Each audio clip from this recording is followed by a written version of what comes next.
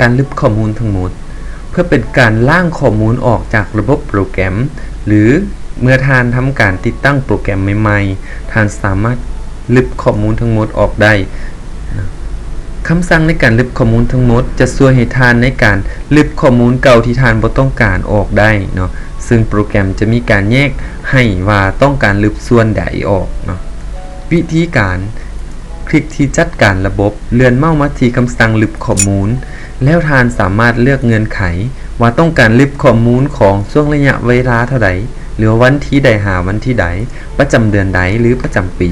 หลังจากนั้นท่านจึงทำการเลือกว่าท่านต้องการลบรายการเคลื่อนไหวที่ท่านบันทึกเข้าไปหรือรายการเคลื่อนไหวประจำวันปรับปรุงเพราะว่าการบันทึกบัญชีเฮามี2แบบเนาะนั่นก็คือ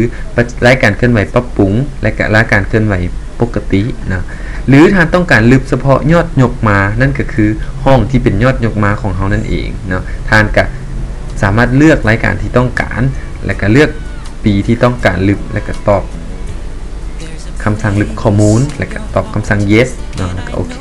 เพียงเท่านี้ท่านก็จะสามารถลบข้อมูลที่ท่านบ่ต้องการนั้นออกจากโปรแกรมได้